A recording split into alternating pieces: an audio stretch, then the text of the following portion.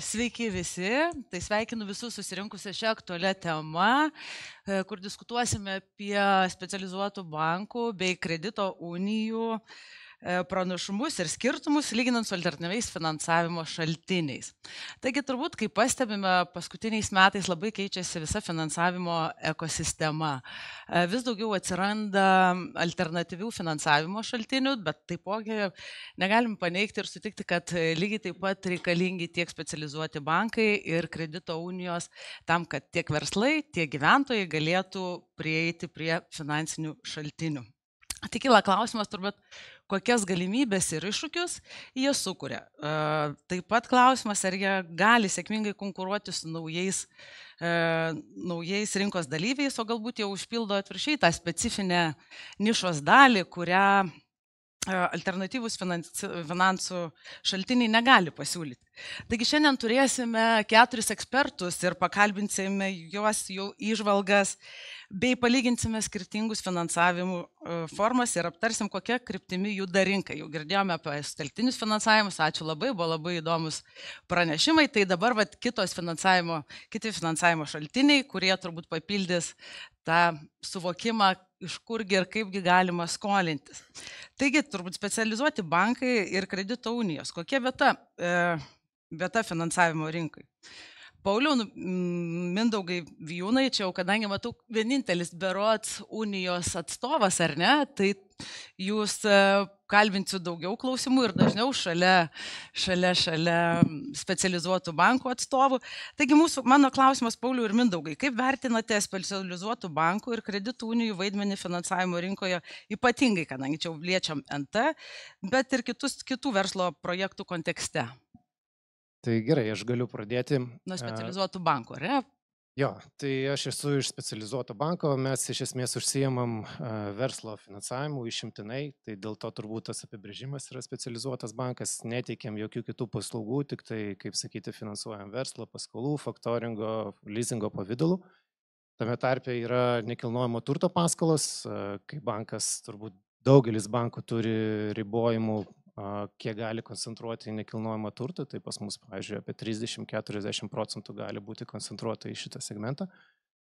Tai dabar pradžiai turbūt norėčiau tokius 2 pagrindinius momentus pasakyti, kai kalbam apie poziciją mūsų rinkoje, tai yra 2 svarbus dalykai. Pirmas dalykas, specializuotas bankas yra licenzijuotas bankas, taip, jisai užsiema licenzijuotą veiklą. Tai reiškia, kad mes galim pritraukti indėlius ir indėliai iš tikrųjų yra vienas pigiausių finansavimo šaltinių ir turbūt su didelė pagarba sutelktiniam platformom nebitinsit tos kainos, kokią gali pritraukti bankas. Tai kaina, finansavimo kaina yra vienas aspektas ir jisai turbūt judės per visą mūsų pokalbį, ten kai kalbam apie rinką ir ką mes galim pasiūlyti.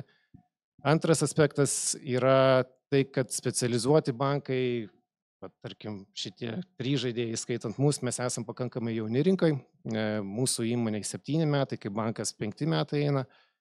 Tai jauni, ką tai reiškia?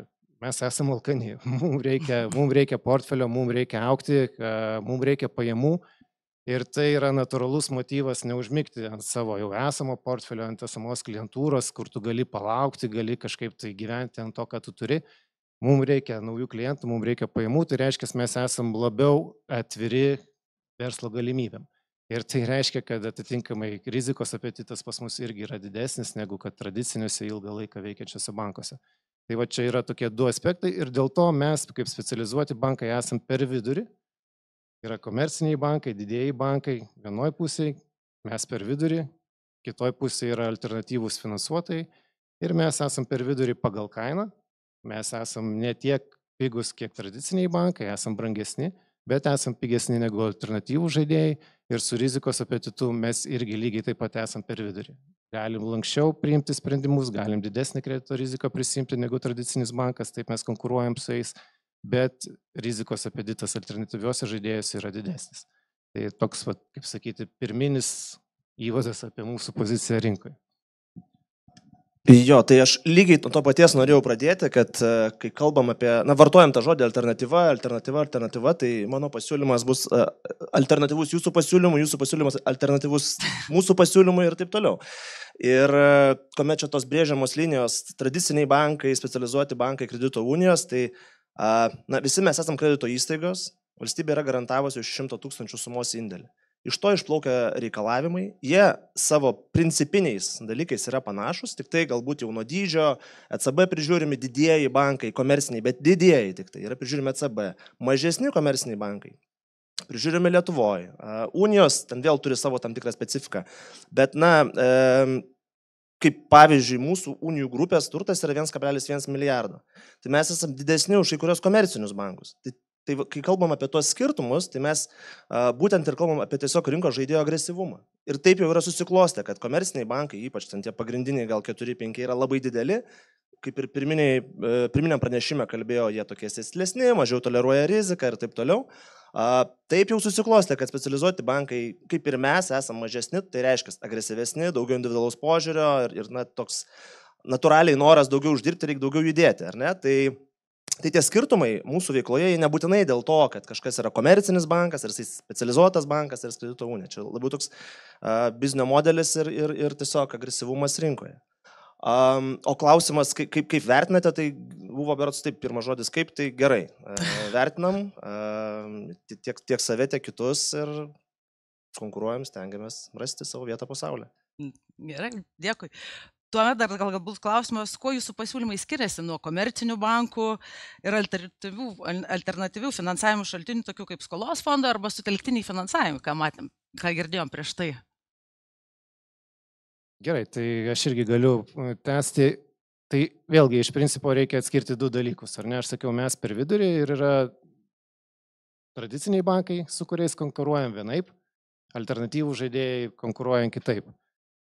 Tai taip konkrečiau dėliojant, tradiciniai bankai gali pasiūlyti didesnės sumas. Ta prasme, vienareikšmiškai ten sumos yra didžiausias. Kodėl? Todėl, kad yra paprastas dalykas, yra reikalavimas, gali paskolinti maksimaliai pozicijai apie 25% savo kapitalo, nedaugiau. Tai kai tavo kapitalas yra mažesnis, tarkim 30 milijonų, atitinkamai jau ir dydis yra maksimum 5-7 milijonai. Aišku, mes patys nenorim į tokias sumas eiti, norim labiau diversifikuoti, tai, sakykime, sweet pointas mums yra kažkur tai apie 3 milijonai, kalbant apie nekilnojamą turtą. Tai sumos didesnės yra dideliuose bankuose, pas mus yra mažesnės. Antras aspektas - kaina. Tai vėlgi, jeigu kalbėsi su klientu, su nekilnojamo turto vystytoju, jis sako, aš galiu gauti kažkur tai ten tradiciniam banke. Sakom, valio, naudokis verslo galimybę, gauk pigesnę kainą ir viskas gerai. Tai ten kaina yra žemesnė. Kuo mes konkuruojam? Pirmas aspektas yra greitis. Greitis, vėlgi, nereikia suprasti, nekilnojamo turto sandoriuose, tai nėra taip, kad per dieną padarom sprendimą ir viską užklausinam. Greitis, mano suvokimu, yra pakankamai geras, kai kalbam apie kažkur tai 2 savaitės, ten, tarkime, dar kažkur tai iki savaitės preliminarių sąlygų suderimas. Tai yra greitis ir tai yra privalumas investuotojams. Taip, kai bankuose keli mėnesiai, tai pas jūs tas greitis yra. Taip, tai tarkim 2 savaitės mėnuo užklausinimui, mano nuomonė, nekilnojamo turto sandorių yra tikrai pakankamai geras greitis. Tai šitas aspektas greitis. Toliau kitas dalykas yra lankstumas ir kredito rizikos vertinimas. Tai kur mes konkuruojam, tai manau vienas pagrindinių aspektų yra finansavimo intensyvumas. LTV, LTC.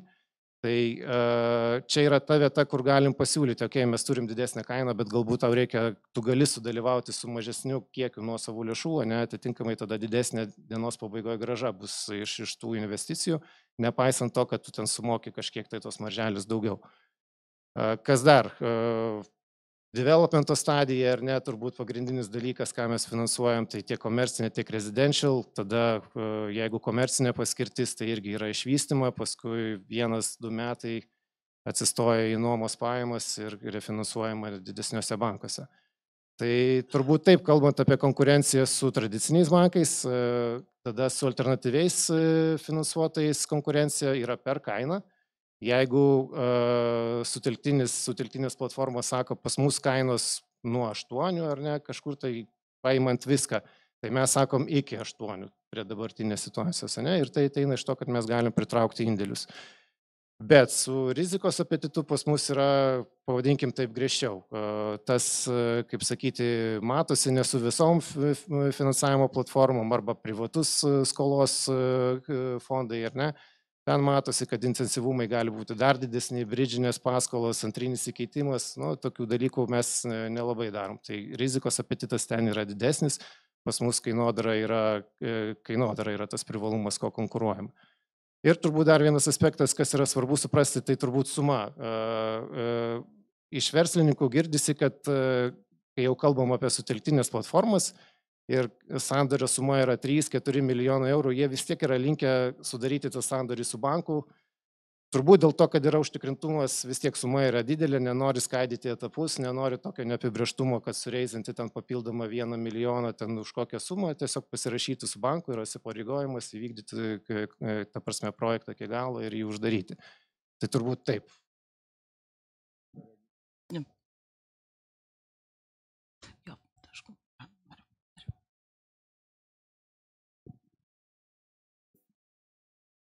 Va, įsijungia. Jo, gal truputėlį pratęsčiau dar tą temą dėl greičio, sprendimų priėmimo greičio. Tai iš tikrųjų buvo minėta ir prieš tai pranešime, kad tarkim per 2-3 savaitės yra tas greitis toks, į kurį tikimasi sutilpti.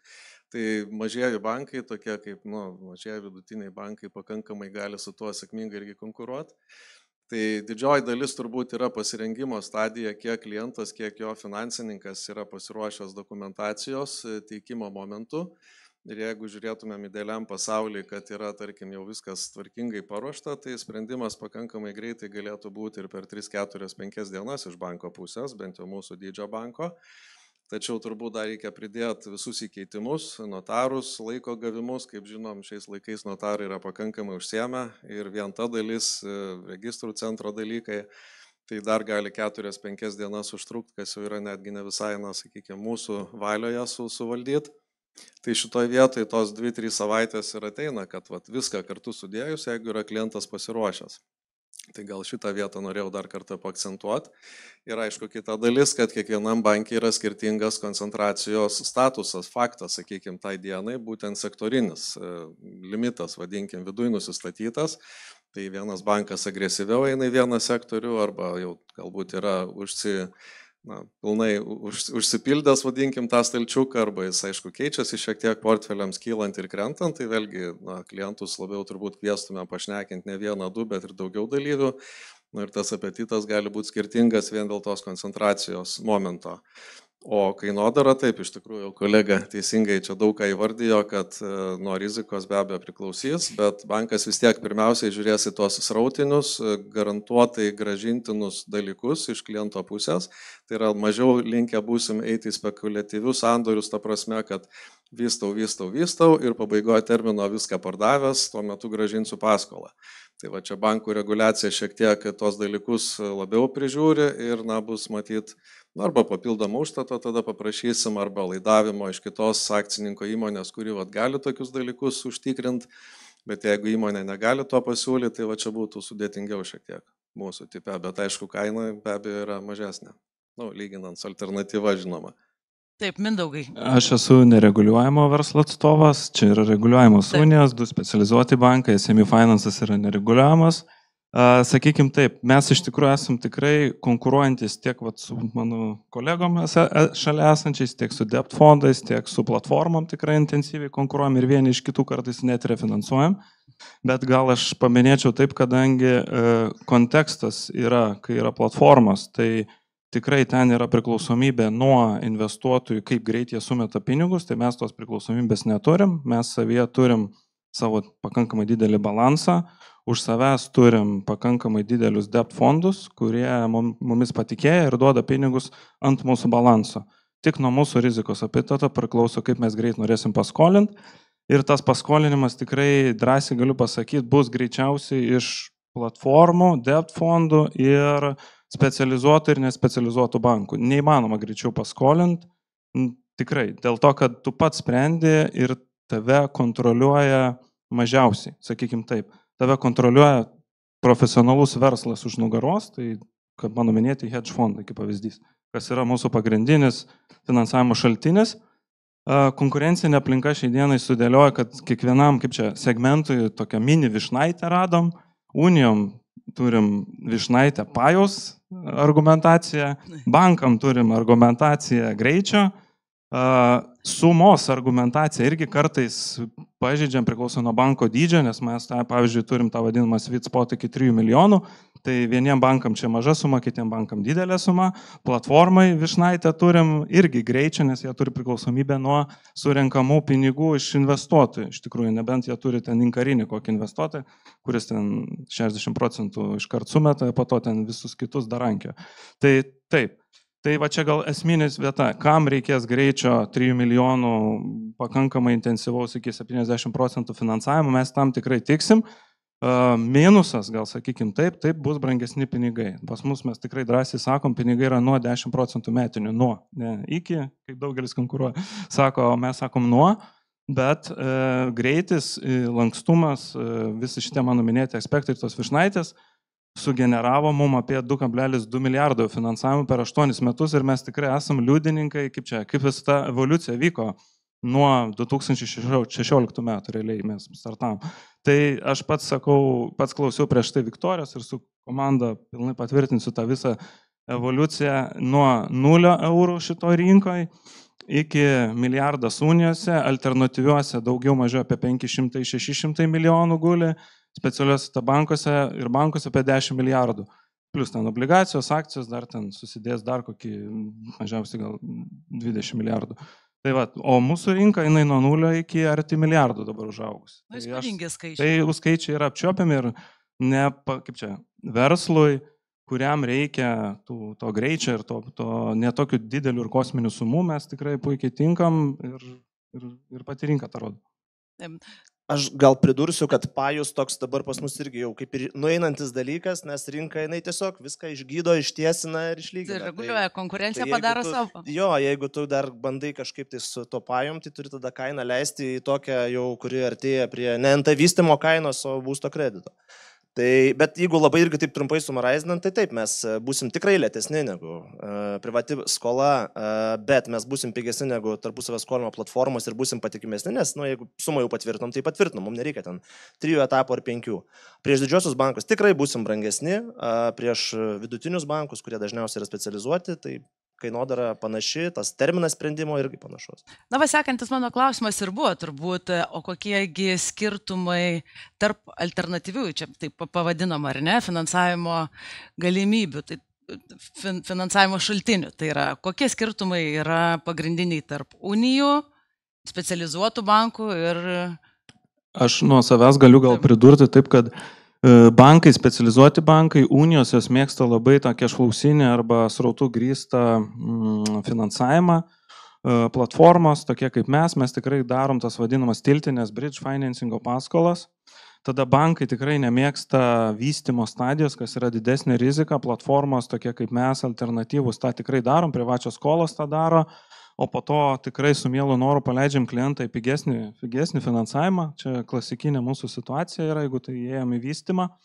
Tada bankai nemėgsta žemės sklypų, mes visai ne prieš gerus žemės sklypus ir mažesnį jų finansavimą.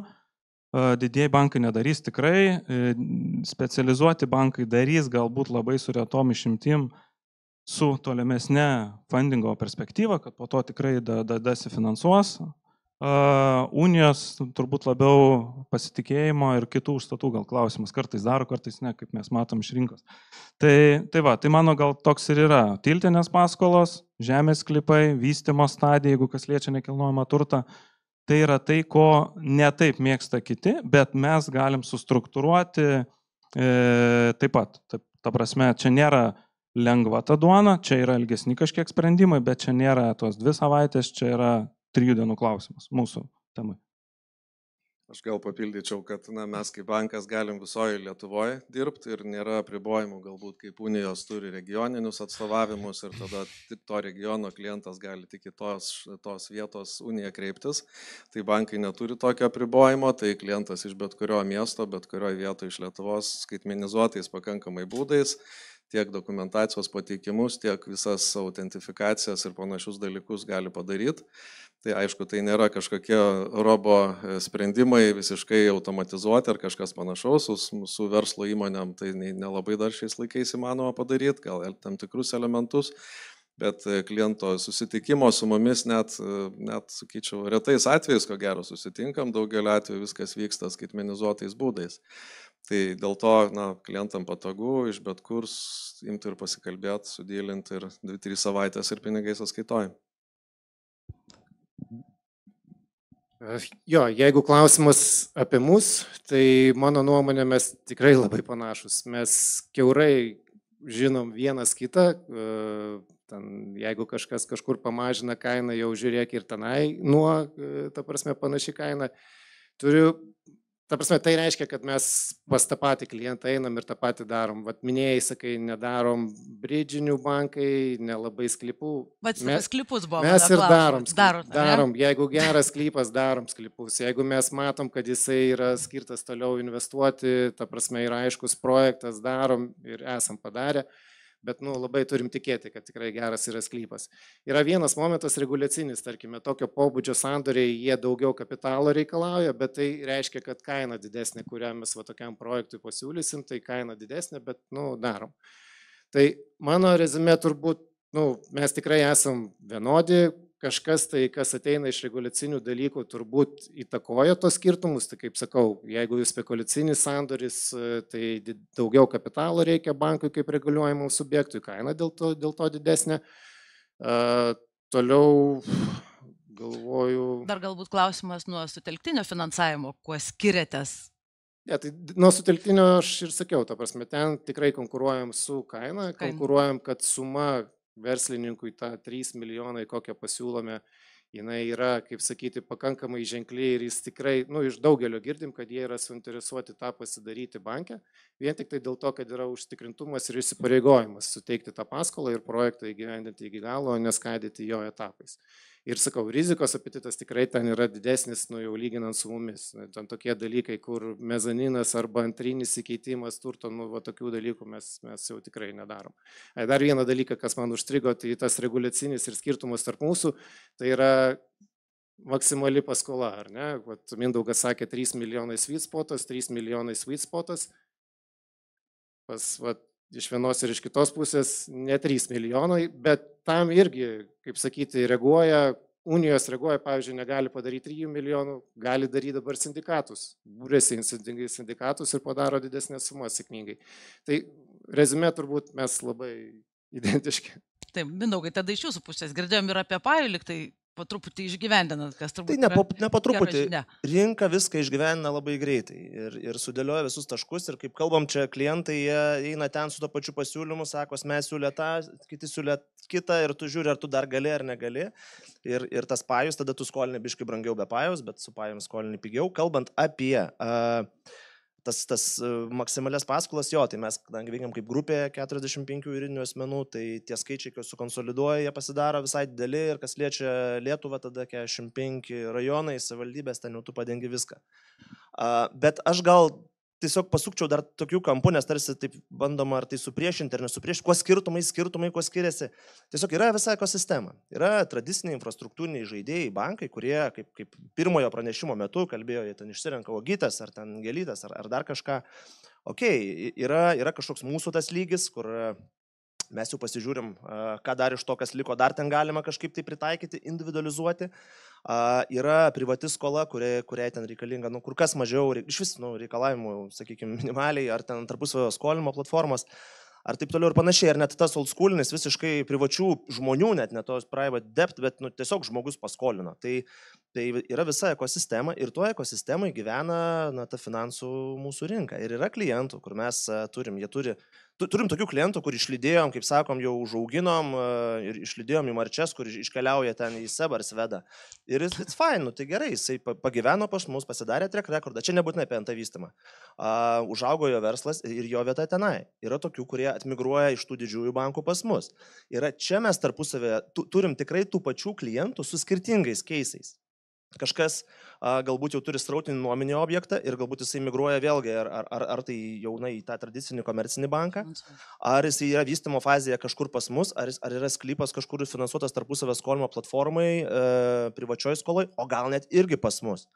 Ir vėlgi to paties kliento žinojimas, turėjimas track rekordo irgi yra svarbus dalykas, nes, kaip kalbame apie tos klipus, apie bridžus, nu jo, čia jau nebėra standartinis produktas, turim tokių klientų, kartais atsisakom tokių klientų. Tai tuos, kuriuos pažįsti, žinai ir turi gerą track rekordą, tu labiau eini su jais į riziką.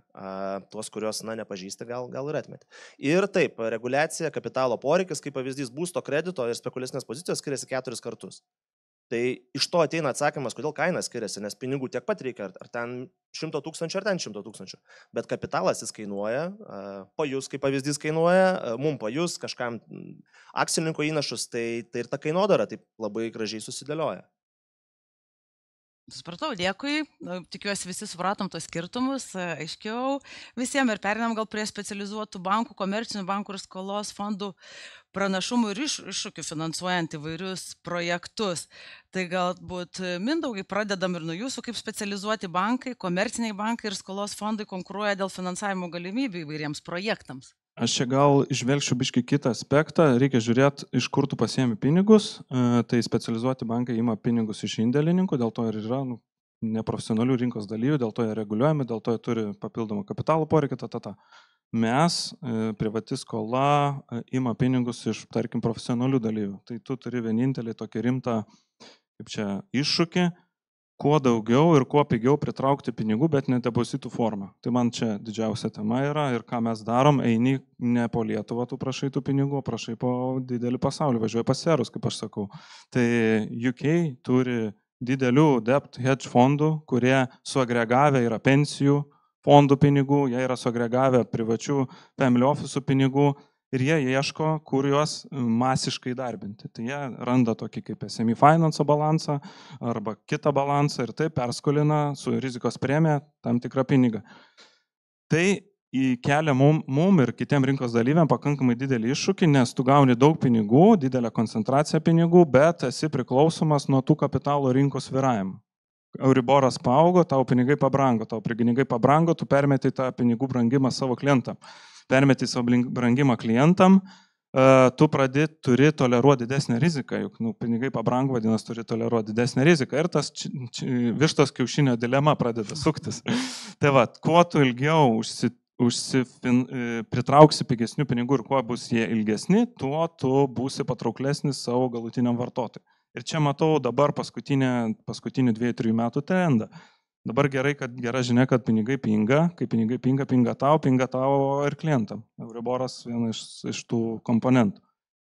Kita tema, čia tas geopolitinis momentas, jeigu taip apie iššūkius, tai va, kur yra mūsų klientai? Mūsų klientai yra Baltijos šalyse, Suomijai ir dar turime Olandiją. Bent jau 4 šalyse arti nedraugiško kaimyno. O pinigai atėję iš Anglijos arba iš vokiečių. Suprantat, kokį turim, kaip čia, iššūkį įrodyti, kad tie pinigai atvesti čia yra saugus. Tai va, tai yra ta tema ir mes vėlgi turim rizikos premiją mokėti. Rizikos premiją moka mes ir moka mūsų klientai. Tai va, tai čia aš sakyčiau didžiausia tema pritraukiant investuotojų pinigus yra šiai dienai juos išlaikyti, kad jie būtų kuo pigesni ir kas įtakos tavo kaip verslo sėkmę ilgojo periodu. Aišku, tai galioja ir mūsų minios finansavimo ar crowdfundingo įmonėm ir kitiem privačių skolų fondam, nes jie neturi savo pinigų tiek, jie naudoja svertą. Jo, aš gal tik papildyčiau, gal ne tai, kad iššūkiai, bet elementai, kuriuos reikia atsižvelgti, aišku, yra indėliai, be abejo, indėlių kaina yra panaši, kaip ją žinom, tiek visoje Pabaltijo rinkoje. Daugelis iš čia esančių mūsų bankų finansuojamės ir iš tarptautinių platformų indėlius keliančių, vadinkim taip, kainos yra labai panašios, galima tą padaryti labai greitai, 1, 2, 3 dienos ir tau ten pokšt 5 milijonai ir įkrito, ar ten bet koks kitas skaičius iš tos platformos, būtent indėlių forma, tai čia viena dalis, tai čia gal ne iššūkis labiau, bet labiau kaip tai veikia, kad pinigai greitai gaunami bankuose. Kita dalis galbūt, kadangi dirbam su mažom įmonėm, taip ką pradžioje šiek tiek užsiminiau, tai tos įmonės ne visada dar yra taip finansiškai išprususios. Jas reikia dažnai pavesti už rankos, tiek jų finansininkus, tiek pasiūlant kaip struktūrizuotai. Gaunasi, kad lyg ir nesinorėtų daug laiko, vadinkim taip, skirti vienam projektui, bet būdami santykinai maži, alkani ir lankstus, turim tą padaryti. Tai atliekam tokią pusiau edukacinę funkciją, kaip sustruktūrizuoti projektą, kaip tam klientui pagelbėt, kaip jį vis dėlto tos lėšas jam padėti gauti ir tęsti tą plėtrą. Tai čia mažo banko problema, kad ne visai gal efektyvūs procesai viena dalis, bet iš kliento pusės jis gauna tą servisą, kurio didesniuose bankuose jau kuo toliau, tuo mažiau gauna. Aišku, pats klientas galimai užauga iki lygio, kai jam to ir mažiau reikia. Tai čia tas mažų bankų vieta rinkoje irgi yra toj vietoj, kad tam tikram segmentui tai yra papildoma vertė. Pauliau, gal jūs turit ką papildyti? Ar... Jo, apie tokius irgi struktūrinius iššūkius, taip pat specializuotam bankui, vėlgi mano nuomonė du pagrindiniai aspektai, tai yra nuosavas kapitalas ir ta pati indėlių kaina. Tai vėl mes, tarkim, smulkesni bankai, specializuoti bankai, mokam sąlyginai brangiai, mokam labai panašiai, kiek Euriboras kainuoja, tai labai koreliuoja su Euriboru, nes mes terminuotų indėlių pavydalų finansuojamės, ar ne? Tradiciniai bankai turi daugiau einamųjų lėšų ir tai natūraliai skolinimo kainą tradiciniam bankam mažina. Tai čia toksai yra iššūkis, tarkime, mum, kokiu būdu tą skolinimo kainą dar labiau pamažinti ir padaryti atraktyvę, atitinkamai klientam. Tai vienas aspektas, kitas aspektas yra kapitalas. Kapitalas yra esminis ribotuvas mūsų tokiem bankam kaip mes, auginti portfelį, intensyviau, tarkime, skolinti nekilnojamam turtui, nes ten irgi kapitalo poreikis yra didesnis. Tai čia irgi yra iššūkis, kaip jį pritraukti, kaip sėkmingai veikti, didinti pelno apimtis ir taip toliau ir auginti tą kapitalą.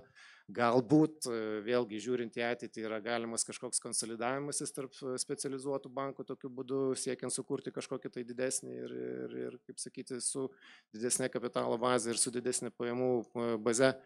Tai turbūt tokie yra esminiai iššūkiai, žiūrint struktūriškai.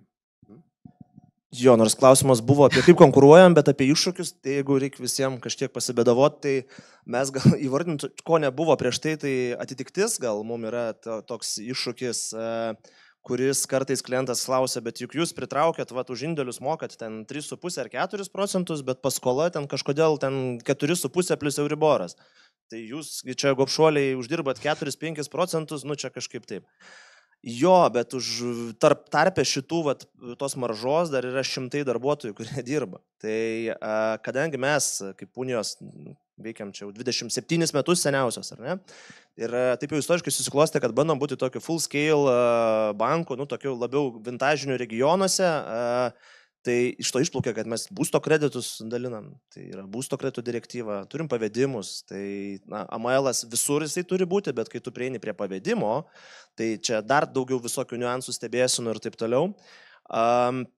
Palaikom tiek vartojimo kreditai, fiziniam asmeniui ir taip toliau, ir taip toliau, ir taip toliau. Ir tiesiog kiekvienas tas biznio baras, jisai turi savo reikalavimus, savo atitiktis ir savo visokius saugumo pareigūnus, atitikties pareigūnus, PPTF pareigūnus ir taip toliau. Tai ten kažkur ta marža, tie 4,5 ar ten kažkiek, ten jinai ir valgosi. Ten jinai ir valgosi. Tai gal toks dalykas, ir dar dabar prisiminiau, replika buvo iš platformų, kad pas mus 10% vėluoja, tai ne 10, ten 8 gal pas mus bent jau, ir kadangi platformose kreditai iš principo yra be termino, tai palūkanas reikia mokėti, tai pas mus reikia įmokas mokėti, ir kadangi istoriškai, pavyzdžiui, turim nemažą ūkininkų portfelį, kurio labai džiaugiamės, tai ūkininkai jie kreditus tikrai gražina, bet su ta drausme ten kas mėnesį, tai yra tokių iššūkių, kaip kad ten visada Palangoj blogas oras ir ūkininkam visada blogas derlius ir taip toliau, tai taip, jo, ten tų vėlavimų gal yra, bet čia susiklostė labiau ne iš šitų NT projektų, o iš tų kitų dalykų. Kitų sričių. Taip. Verslas ryčių. Supratau, kaip tik užsiminėte apie regionus, taigi mano sekantis klausimas būtų, kaip kredito unijos mažesniuose miestuose prisideda prie vietos ekonomikos augimo ir NT projektų vystymo. Tai vėlgi klausimas, kaip tai daug Daug prisideda. Jo, na Jos taip. gali pasiūlyti konkurencingesnės finansavimo sąlygas. Jo, manau, kad mažiesiems NT vystytojams. Manau, kad kuo toliau nuo sostinės, tuo bankų, ypač didžiųjų komercinių, noras finansuoti jisai mažėja, gal ten dar šiek tiek Kaunas Klaipėda, bet jeigu čia, minėjo kažkas prieš tai Uteną, mes praėjusiais metais turėjome irgi tokius 3 keisus, tai Kaišiadorys, Marijampolė ir Kėdainiai. Visų lygiai tokia pati istorija, kad pirmą kartą nepriklausomybės laikais, nežinau ar čia tiesa iš tiesų, ar jie visi šitą moka šitą teiginį, bet pirmas daugiabutis bus nepriklausomai Lietuvoje.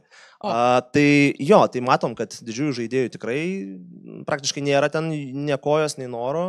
Tų vidutinių žaidėjų gal kažkiek yra, bet tiek LTV, tiek sąlygos, viskas jau mašta ir tas agresyvumas jisai tikrai menksta. Mes, kadangi turim dažniausiai kiekvienam tam mieste po uniją, kuri žino savo tą miestą specifiką, ten gyvena, dirba, veikia, tai gal kartais galim, taip pamatuotai prisimti popieriuje vis dar atrodytų nemažą riziką, bet įvertinę ją tokiais subjektyviai žmogiškais argumentais. Tai manom, kad prisidedam ir faktas, kad prisidedam ir, nežinau, puošiam mažosius Lietuvos miestelius. O kuo mažuosiuose miesteliuose skiriasi finansavimo šaltiniai, tarkim, nuo banko pasiūlymas jūsų? Iš esmės, mūsų prekė eurai. Turbūt nelabai norėtų. Pati prekė yra eurai, pagrindiniai parametrai yra terminas, palūkanos, LTV, ar ne? Tai čia iš esmės kažkuo niekuo labai jau ir nesiskiria. Aišku, jeigu yra mažesnė konkurencija, tai vėl rinka viską sutvarko. Tai tada galbūt kažkiek ir didesnė palūkanų būna. Supratom, ačiū. Pauliau, kaip skiriasi skolinimo sąlygos iš specializuotų bankų, kredito unijų ir kitų finansavimo šaltinių? Pačios sąlygos. Pačios sąlygos. Čia galbūt kažkas kartosis turbūt, nes kartuojam vėlgi apie kainas, bet galbūt išskirsim tos klausimus, kad klausytojams būtų aiškiau. Tai vėlgi, kalbant apie sąlygas, kainodara, tas yra esminis dalykas, kur čia kas skiriasi, tai yra mes pozicionuojam, kad mūsų kainodara mažesnė, lyginant su tais tradiciniais bankais. Kalbant apie rizikos apetitą, vėlgi pasikartosiu, to prasme, pagrindinis turbūt konkuravimo objektas yra finansavimo intensyvumas. Mes taip, ten turim nusibraižęs, tarkim, norim 70%, turbūt čia visi nori 70%, bet priklausomai nuo sandorio specifikos mes esam lankstus turbūt auginti ir didinti į viršų šitą finansavimo intensyvumą. Tai tokiu būdu, kaip sakyti, galėdami paimti didesnę kainą iš to verslininko ir investuotojo. Tai jo, nes jau kažkiek tai viskas kartojasi, ką minėjau, nes iš principo apie tą konkurencinį pranašumą ir apie tos pasiūlymus. Tai...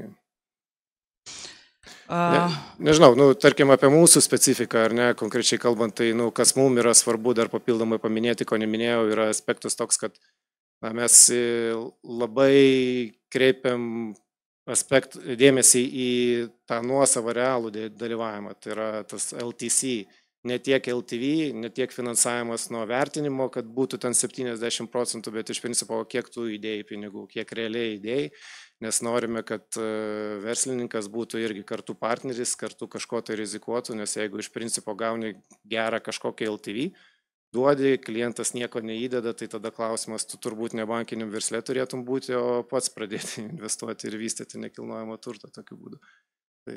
Aš visiškai pritariu ir dar kaip pavyzdį turėjom nesenai tokią situaciją, ir kreipėsi klientas, sandoris prieš pusmetį už 5,5 milijono žemės sklypo, nieks nepasikeitė, vertinimas 9. Tai jeigu finansuoti ten 70% nuo tiesiog to vertinimo, tai čia turbūt gautųsi 120%. Turbūt. Tai taip nekreditavom. Nekreditavote? Šitokiom sąlygom. Supratau. Tokiom. Gerai. Tai sekantis klausimas gal finansavimo šaltinių, kokiegi būtų ateitis, kaip specializuoti bankai ir kredito unijos prisitaiko prie visos tos rinko pokyčio, kaip specializuoti bankai ir kredito unijos reaguoja konkurenciją ir su skolos fondais, su telktiniu finansavimu ir kitais alternatyviais finansavimo šaltiniais. Mindaugai, gal pakomentuosi?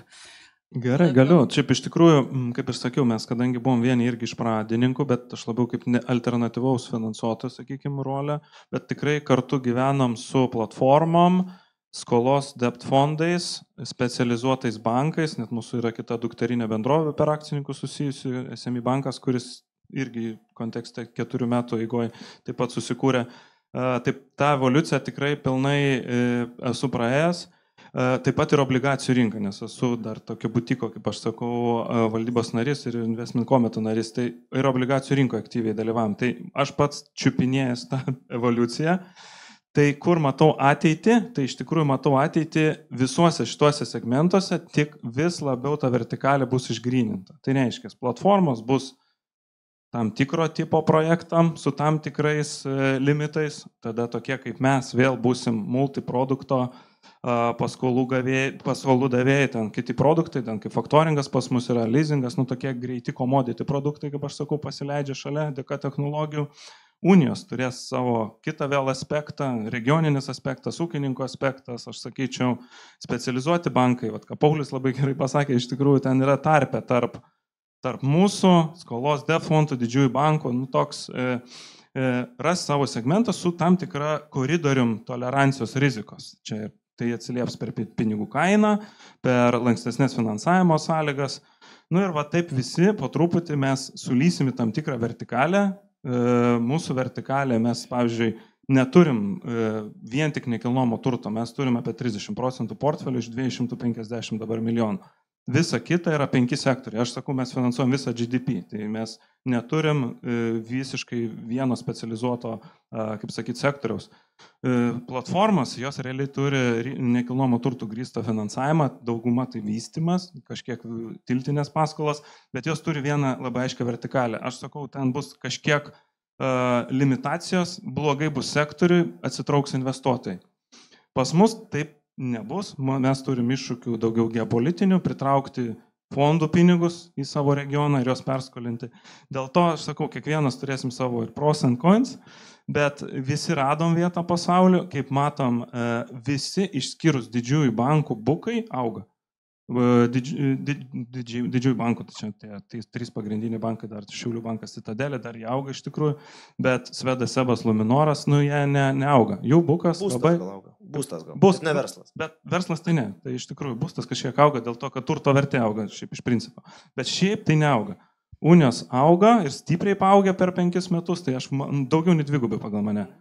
Specializuoti bankai iš vis nuo 0 susikūrė, tai irgi paaugo, platformos nuo 0, tai nežinau, Viktorija gal žino, kiek tų milijonų dabar yra, bet 300 milijonų bus turbūt platformose. Mūsų temoje yra nuo 0, dabar mes arti 500 milijardo esam, jeigu SME paimti dar kitus konkurentus.